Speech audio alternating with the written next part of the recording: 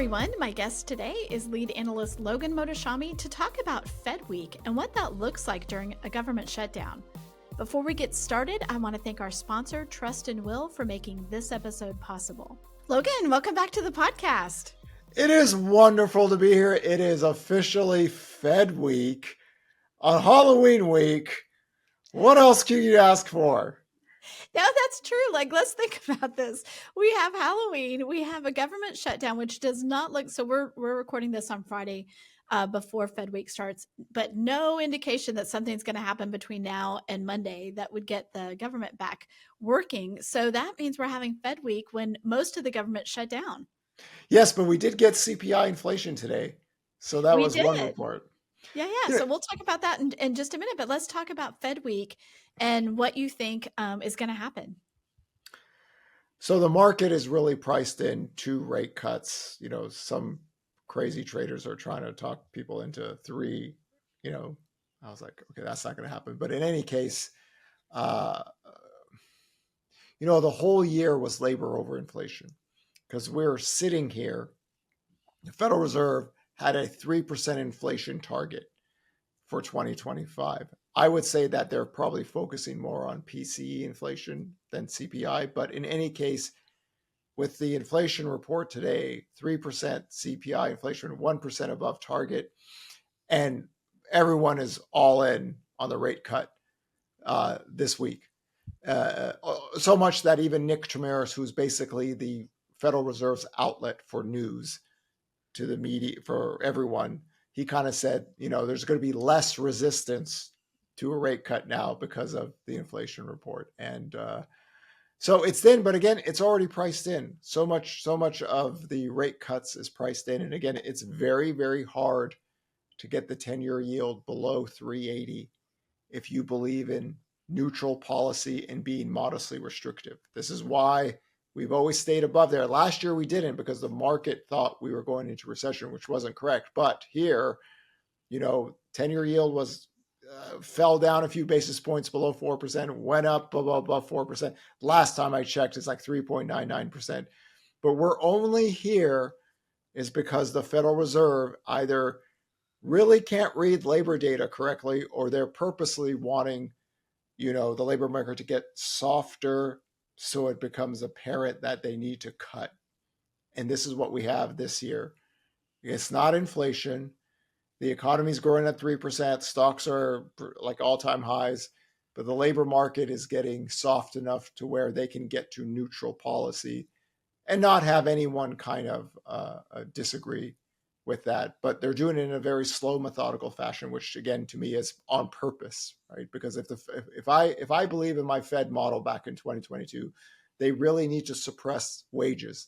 Americans making more money is their biggest nightmare. It's a Halloween horror flick for them. Job openings at 12 million, horror. I mean, anything where where Americans have that much power against employers, horrible, because apparently inflation could take off. In any case, look at this. Global pandemics, very inflationary, disinflationary.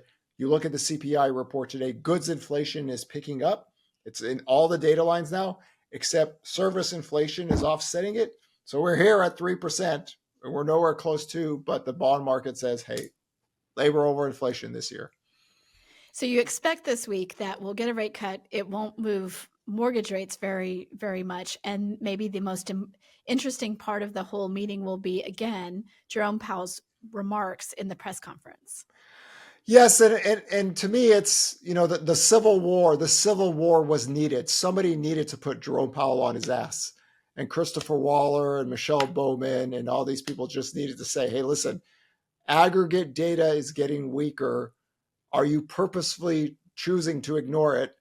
And it got to the point where even Jerome Powell in his last few months had to basically say, guess what? The labor market is deteriorating. So if you have the Fed chairman talk about deterioration and CPI inflation is running at 3%, which do you weigh more? The market has already said labor. So, does the Fed want to rock the boat? I mean, they have in the past. I don't remember in 2023 where, 2023 it was October and we were at a key technical level And I remember going on CNBC that morning and saying, listen, the Fed needs the labor market to break. So get ready for a hawkish statement. They need more pain in the economy. There was no reason the growth rate of inflation fell faster than what the Fed said. The labor market's like, Powell went very hawkish, 10-year yield straight to 5%. And then they're like, oh, what's going on? I don't understand why the 10-year yield's at 5%. So, I mean, in theory, he could do something like that, but I think there's enough people in the Federal Reserve to challenge him. Very fitting toward the end of his career that this is happening. But I think they just cut, maybe if they have another layup handed to them. The bond market did so much of the heavy lifting for them already that can they actually just take the layup and take the victory? This Federal Reserve has shown me from time to time that they don't want to take the easy victory. They're still probably going to talk about modestly restrictive inflation pressures, all these things, and we'll see how the bond market reacts. But again, so much is priced in already, and we don't have a lot of economic data to work off of currently. Okay, well, let's talk about the CPI report, which you've said. Trump was like, "Hey, I need you guys to go back to work to generate this report, if nothing else." Unfortunately, we don't have the jobs data, but tell me what the CPI inflation report did. Sarah, it was late 2022. I went on CNBC, Joe Kernan and Squawk Box, and I told them that the growth rate of inflation by rents cannot sustain itself. The global pandemic's very inflationary, especially rent, and then the disinflation happens. The way the CPI tracks rent inflation is terribly slow. So this report was the weakest rent inflation in 4 years. So you have to almost to a point question if that's correct or not on how the CPI calculates. The other indexes are well ahead of the CPI. So that offsetted the goods inflation. So the detective in me says that, they've already said they're not going to do the next CPI report next month. All right. There's no talk about the PCE inflation, which is more tilted toward goods. But if you want to highlight CPI inflation, if shelters disinflation is happening, it offsets the goods inflation. And here we are at 3%. But one of the things I've tried to explain to people on the Nerd Tour, the White House believes the immigration policies, if less people are coming to the country and more people are being kicked out, there is more rental supply. And that in itself is disinflationary. Stephen Myron, who's now a Fed governor, this is what he's talking about. The disinflation in rents happened a long time ago. It's just terribly slow. So I could see why now they really wanted to get the CPI report out there before the Fed meeting, because if the shelters over 40% of the index. You can't have breakaway inflation unless rents really take off, unless oil prices escalate out of control. So here we are. I think there's no talk about the PCE inflation where the Fed really tracks. It's just this report. I think they just wanted to stick this to Powell one more time and have Stephen Myron talk about, look at the rental disinflation. We have policies in place to create more rental supply out there with less people living in America and less people coming in. That was the read to me today. 10-year yield really didn't do much. It fell a little bit, rose after the manufacturing data and just hovering around here. But I could see the game plan on why they did this because of shelter inflation. Because if shelter inflation was rising with goods inflation, you got a problem. But wage growth going lower, more supply, it's really hard for rents to take off like it did. And again, the history of global pandemics, very inflationary, disinflation. If you look at rent inflation for the last 3-4 decades, you don't have these big spurts like we did during COVID. So without a lot of the government data, when you look at the CPI report, what do you think about the overall health of the economy? Where do you think we are? So let's look at this. Economy's still growing at 3%. Stocks are at an all-time high.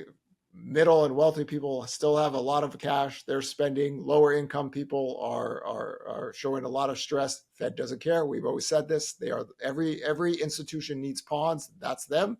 Credit markets are breaking on the lower income side. Fed doesn't care because they have to have pawns.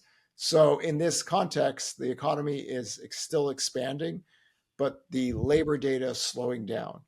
And again, now that rates are lower, we're trying to see if this is good enough, because with more rate cuts into the system, the ARM loans start to become more and more attractive. Can we get housing permits to grow again, right? Which happened at the end of 2022 going into 2023. Permits started to grow, starts started to grow. If you do that, you can keep the employment there on the residential construction side. And then as the costs, short-term costs go lower, more projects can be done, because the math starts to make sense. So we're in this tug of war between the economy still expanding, but the trade war becomes what the issue in terms of what is government policy, what plans are we supposed to do out here. Corporate profits are still doing good. Just always remember, less wage growth and more pricing power, profits can rise, right? So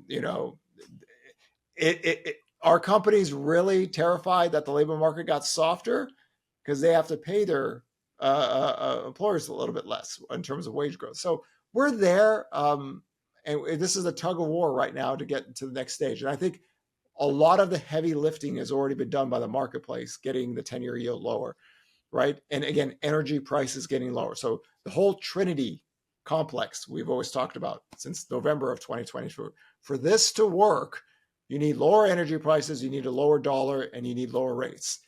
They got all three now, right? And you could push this forward with the trade war as long as those things are there, because people have a little bit more spare capacity to consume.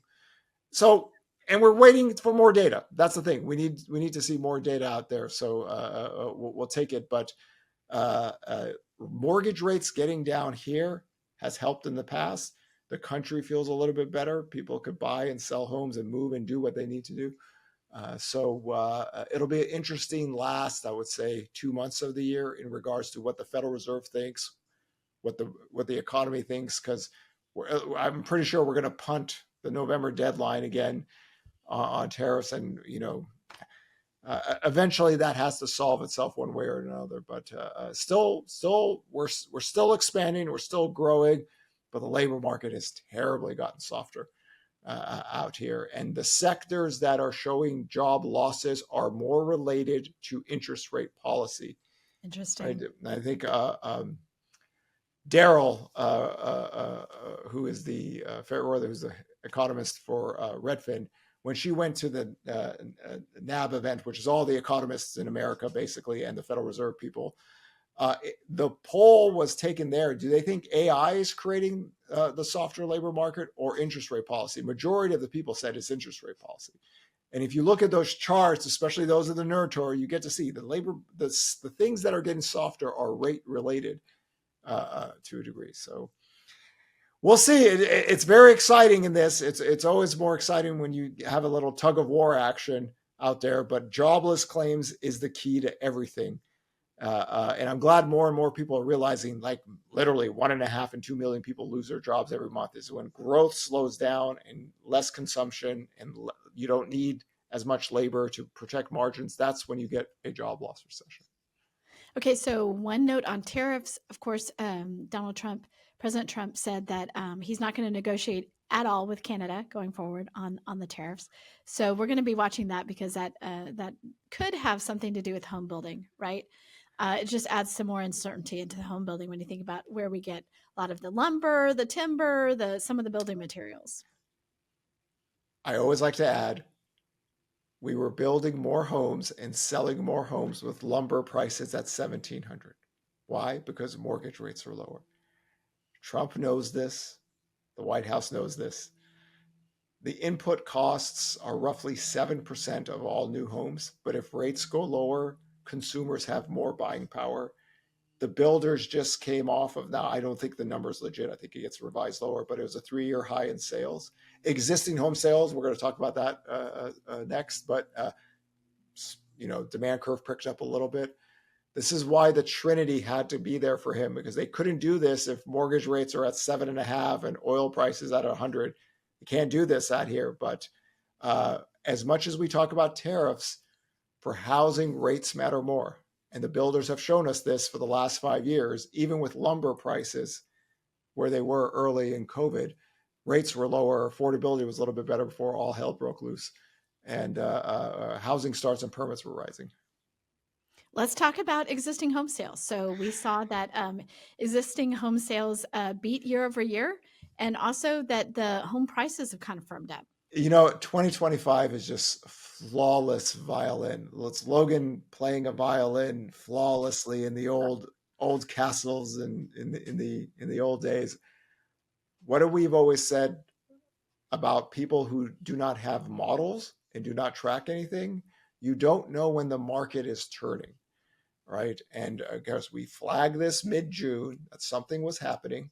The growth rate of inventory, how we calculated, was running at 33%. Now it's down to 16%. I still think I have a slight chance of getting my yearly high in inventory again for another reason. But then all of a sudden rates started to creep a little bit lower, and then the supply and demand equilibrium changed. So pricing firmed up a little bit. Now, that's the back-to-back months now. Pricing has firmed up. We're having a much harder comps on a year-over-year level as well. So it's not like, and the whole thing about 2025, the greatest seller buyer inventory gap in the history of America. And every worthless doomer in America, every worthless Russian, Chinese, Iranian disinformation campaigns ran with that, and they absolutely got obliterated. Because the slope of the curve, we've always said, our slope of the curve economics, how we track housing, is more prolific than a lot of the stuff out there. So, and going back, was it 5 months ago, we said the forward-looking data early in the year is acting better than it did last year, and last year was not that great. So from the reports from June to October that will come out in July and November, even if sales stays flat, which the data is showing us it should at a 4 million mark, we're going to have positive year-over-year growth all the way until November. So that last or the last report for October, we have one more low comp. Be careful, don't read too much into it, because our forward-looking data are only showing slight year-over-year growth. But that was enough to firm up pricing to a degree. But it's nothing like early part of COVID, right? Nothing like this. All the median sales price for the NAR went all the way down to about 1%. And now then the second month was 2%, and this last report was 2.1%. So it isn't anything like booming or anything of that. Wages are outpacing home price growth, positive in that front. But it showed it again, just like it did late 2022, where we said people are going to be 6 months behind this. Last year as well, when purchase application data was negative year over year still for many, many months, but the forward-looking data got better because the weekly data got better. And here we are again. The symphony is complete in 2025. Unless you really track this stuff, you didn't know. So good report on that stuff. It's not like home sales are booming or anything, but now rates are near 6%. And they're staying here. Last year wasn't the case. Bond yields shot up, rates went up, right? We got all the way back to 7.25. That doesn't work.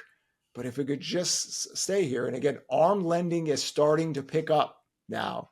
And I never thought I would see this in a day where, you have a declining rate environment, but the ARM loans are picking up. But that would happen in this situation because the sub 6% mortgage market works here. So it is going to be a very fascinating setup to 2026, because now the ARM loans are going to give every American home buyer the capacity to buy a house under 6% rates. And we've never tested that at all for a few years. So I could not have asked for a better 2025. Inventory's up, price growth slow down. Americans weren't not trying to sell their house to buy another one. We're going to have near 5 million total home sales. Again, considering everything we've gone to, this is, for me personally, this is as good as you could hope for. And now we get ready for 2026, which is going to be a lot of fun. Yeah, a lot of fun. So excited about that. Logan, thank you so much for being on, and we will talk again soon. Who knows what will happen between now and then, but thanks for guiding us through. Yes, and one thing, I still think I have an outside shot to get our inventory back to yearly highs. I know I've been talking about this all along. I only need a couple thousand more. The growth rate of inventory really peaked in August, but I thought we could get it up there. And oddly enough, the government shutdown is slowing some closing time. So maybe that gap, if I get it, it's for the wrong reason, but maybe that gap gets it a little bit higher before it comes out. And when we look at the NAR's total inventory, 1.55 looks like to be the peak around here. Soon they're going to have their seasonal declines. They're much higher than ours because they take pending contracts into their inventory data. But the monthly supply, for everyone to just remember this, monthly supply was 4.6 months. It's the third calendar year of the lowest home sales ever recorded history. Back in 2007 to 11, 8.3 to 10.9 months. For all that period of time, here never really broke over 5. And now the inventory seasonal declines of everything start to happen. We went through the full 3 years on this. Why? Homeowners are in better shape than they were back then. And if you look at delinquencies and everything going back to the 1970s, there's a reason why that acted that way. And now toward the end of 2020, in a chef's kiss, violin, piano playing, oh my God, a symphony of beauty. It held its ground through that time. There you go. I mean, 2025 much better than the last anything since COVID. So, all right, Logan, thanks. We'll talk to you again soon.